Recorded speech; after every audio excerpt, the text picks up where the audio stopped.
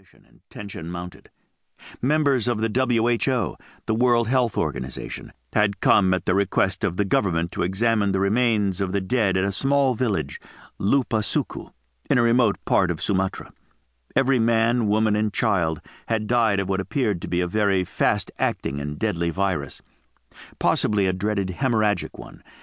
Before they could set up their equipment, the WHO members had been attacked by a small terrorist cell known to the government. The Milisi Separatis Sumatra, or MSS, as the government referred to them, had sprung up in the last few years. They were growing fast and were well funded. Their goals seemed to be similar to that of most other terrorist cells, to take down the government. They were now suspected of having chosen the small village of Lupasuku to test a hemorrhagic virus. But where it came from and how they got it, no one knew, but they needed to find out fast. The rainforest of Sumatra was rich in plants and wildlife, although over the years even that had been shrinking significantly. The trees were thick, the taller dipterocarp shooting up to the sky providing shade, vines climbing them and flowers wrapping around them. Mangrove roots pulled sediment from the river, leaving large areas of peat swamps with rich nutrients at their edges promoting thicker growth. The village of Lupasuku was surrounded by the forest and tucked in just far enough from the river to be a perfect target. The government had sent in their special forces, the Kopassus, to rescue the single WHO representative still alive. The Kopassus were known worldwide as tough soldiers able to stack up against any army. They were well-trained and very skilled.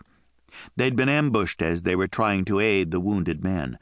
A small force of U.S. Rangers had been called to the aid of the Kopassus, who were pinned down, some reportedly badly wounded. The Rangers were then attacked and pinned down as well. It began to look as if Lupasuku had been sacrificed in order to draw the Indonesian soldiers into fighting a guerrilla-style war on the terrorists' home turf. Whatever the rumor, there were wounded men needing aid, and 6 of them were soldiers of the United States. Now, this team was going to try to bring those soldiers out of the hot zone, along with any Kopassus and the remaining single living representative of the WHO. 2 minutes. Barry held up 2 fingers, and the team moved, readying themselves for a quick departure. 10 minutes is all you've got, and then we have to get into the air, Barry reminded them. If we can't hold our position, we'll come back around for you. Freeman flicked him a quick glance. It was one of those looks that seemed to burn a hole right through him. Barry shivered, not liking those eyes on him. They were intelligent, focused, almost too focused. They didn't blink, and it felt like death looking at him. The team leader, Dr. Joe Spagnola, gave him a quick look as well.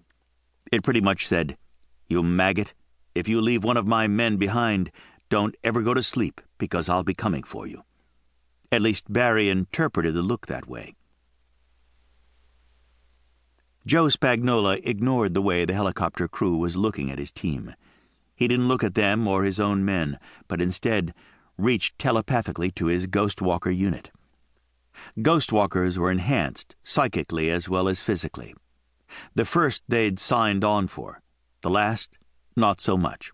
Still, they were classified soldiers, and they did their jobs, no matter how fucked up that was. Each branch of the service had one Ghostwalker team consisting of 10 members. The first team experimented on had a few major problems. Some needed anchors to drain away the psychic energy that adhered to them like magnets. Others had brain bleeds. Every subsequent team had fewer flaws until Whitney, the doctor performing the experiments, had rolled out his prize group, the pararescue team. They might have what Whitney considered fewer flaws, but they also had more genetic enhancements than any of them cared for. "He leaves us? We'll be finding him and his candy-ass crew when we get out of here." Joe's voice slid into their minds. Draden's gaze shifted, just for one moment, to Barry Font, and then over to his fellow teammate, Malachi Fortunes. "There's 150 volcanoes in Indonesia, Malachi. Their fact man informed them all telepathically. We can shove his ass out of the helicopter, right into one of them if he tries leaving any of us behind."